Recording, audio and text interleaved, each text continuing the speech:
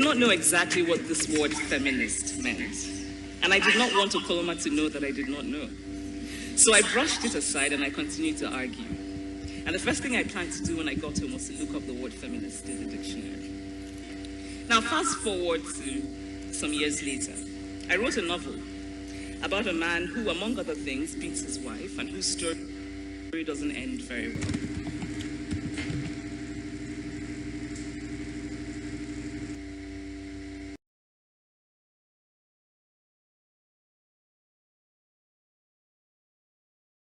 I've spoken about feminism, the more I have realized that fighting for women's rights has too often become synonymous with man-hating. If there is one thing I know for certain, it is that this has to stop. I started questioning gender-based assumptions a long time ago. When I was 8, I was confused at being called bossy, because I wanted to direct the plays that we would put on for our parents. But the boys were not. When at 14, I started to be sexualized by certain elements of the media. When at 15, my girlfriends started dropping out of their beloved sports teams because they didn't want to appear muscly. When at 18, my male friends were unable to express their feelings. I decided that I was a feminist.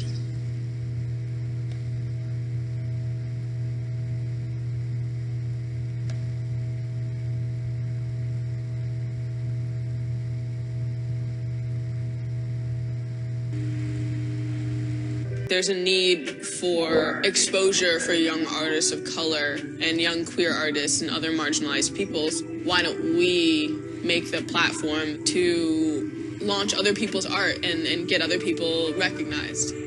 Like, you're gonna be uncomfortable because that's just the way it is in society. That's great, but I would like to know what specifically in society makes it like that so I can try to fix it so other people don't have to feel that way. It's art and get other people recognized.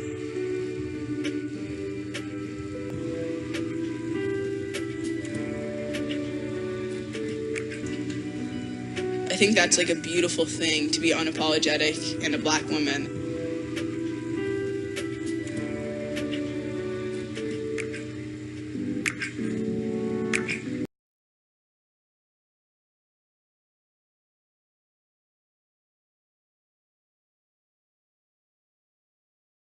We realize that the work of people of color has been institutionally excluded, and so we felt like we wanted to have a space where like kids felt comfortable sharing their artwork. It's kind of become this movement about self-acceptance and self-love as artwork. And also freedom of expression. Mm-hmm. And I think social media can kind of create this forum for particularly young people to take seriously their efforts in terms of thinking of what they want to do artistically. Mm-hmm. I like how she contrasts like these really geometrical shapes right here, but then there's a lot of Black women struggle with their hair because we're told it isn't beautiful, and I love how it's imagined here as literal gems, like gleaming and beautiful and shining.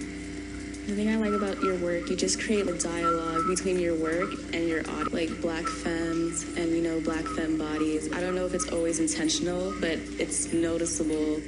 I was wondering why you're drawn to found materials, like in photo booth. I love photography in the world. And thinking of the purpose and importance of photo booths in people's lives, and kind of how those did and kind of unhinged right there. Just there's how something did about that I get really here? captivating. Like, why am I standing here? Well, this is definitely one of those moments for me. And I find myself going back to the beginning, back to my roots. I was born to incredible parents, amazing parents who served as doctors in the Indian Army. I was the firstborn. And as far back as I can remember, I made my parents very proud and happy 90% of the time. Okay, slight exaggerations of personal achievements are allowed from time to time, don't you think? My brother was born a few years later, and even then, nothing changed for me. we were both given equal opportunities. And I want to emphasize this. I want to really emphasize this for you, because I don't think a lot of people might understand that being equal might seem very normal. But where I come from, India, and a lot of developing countries around the world, more often than not, this is an exception. It's actually a privilege.